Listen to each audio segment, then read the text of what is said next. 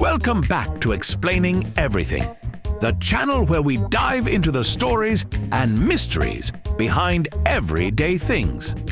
Today's curiosity comes from our hungry viewer, Spatula Sorcerer 89. Thanks for the question and for making us hungry, Spatula Sorcerer. You asked, who decided jelly should go with peanut butter? I, too, have stared into a PB&J and wondered, why does this sandwich work so well? And who had the guts to try it first? Peanut butter and jelly is one of those things that just is, like socks and sandals. You can do it, but should you? In this case, apparently, yes.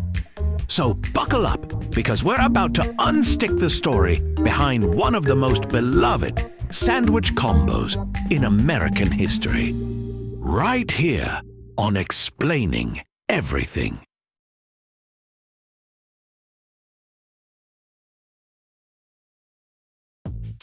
First, let's get one thing out of the way. Peanut butter existed long before it met jelly. In fact, peanut butter has been doing its own thing since ancient times. The Incas and Aztecs were grinding peanuts into a paste centuries ago, probably unaware that future generations would smear it on Wonder Bread. Fast forward to the late 1800s, when peanut butter as we know it became a thing in the US. It got a big push thanks to John Harvey Kellogg, yes, the cereal guy, who made it as a protein-rich food for people who had trouble chewing. Basically, peanut butter started as soft food for old people and invalids. Nothing screams party sandwich quite like designed for folks without teeth. Meanwhile, jelly had been living its best life. People had been preserving fruit with sugar for centuries. Jelly, jam, preserves, same fruity family, just different textures and levels of spreadability. Grape jelly, specifically, became popular in the US in the early 1900s. And this is where our story gets weirdly domestic. You'd think some culinary genius woke up one day and just knew peanut butter and jelly belonged together. But no, like most great inventions, Velcro, penicillin, accidentally microwaving a marshmallow, it was kind of a fluke.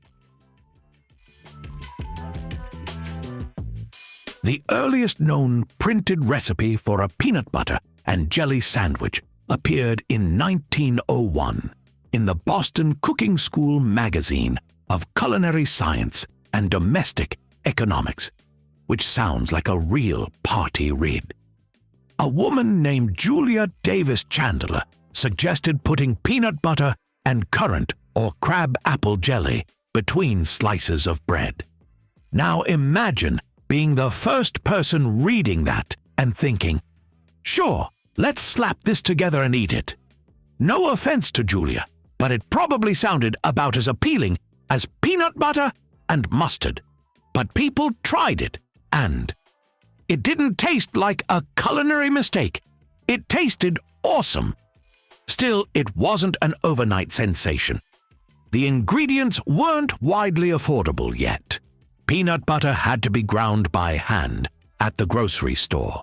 Bread wasn't sliced yet. Pre-1928, no lie. And jelly was still fancy tea party fare. So, how did the PB&J go from weird cookbook idea to lunchbox royalty? World War II, baby. During the war, both peanut butter and jelly were included in US military rations. Why? Because they were cheap, shelf-stable, full of calories, and didn't require refrigeration or effort. Soldiers got creative and started combining them on bread or crackers. Because let's face it, if you're stuck in a trench, you're not exactly whipping up crème brûlée. Soldiers got used to the combo. They liked it. It reminded them of home. And when they came back from the war, they brought their new favorite sandwich with them. By the 1950s, sliced bread was common, peanut butter was mass-produced, and jelly came in easy-to-spread jars. Suddenly, every kid in America could have a peanut butter and jelly in their lunchbox without anyone grinding peanuts in the back room or boiling fruit in the basement. And that's when peanut butter and jelly went from quirky to iconic. Moms everywhere loved it. It was fast, cheap, and didn't require a culinary degree. Kids loved it because it was basically dessert disguised as lunch. It was the edible version of cheating the system. By the 1970s, PB&J was fully embedded in American culture.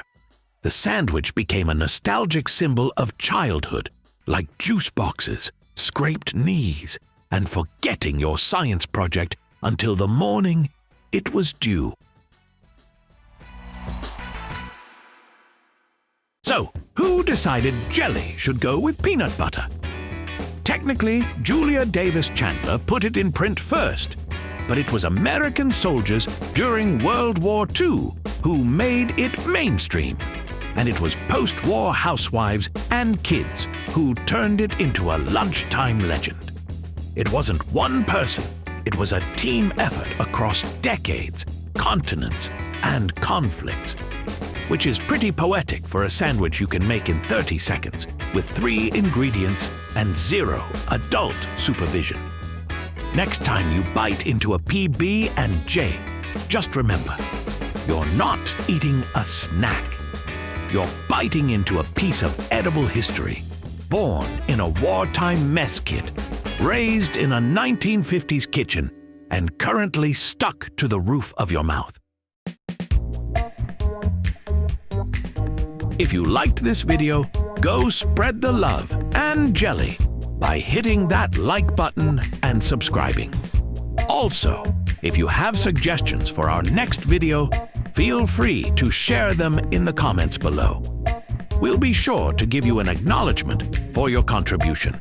Thank you for tuning in, and join us next time here in the channel that answers all the why, what, who, where, and how questions you've always wondered about, here on Explaining Everything.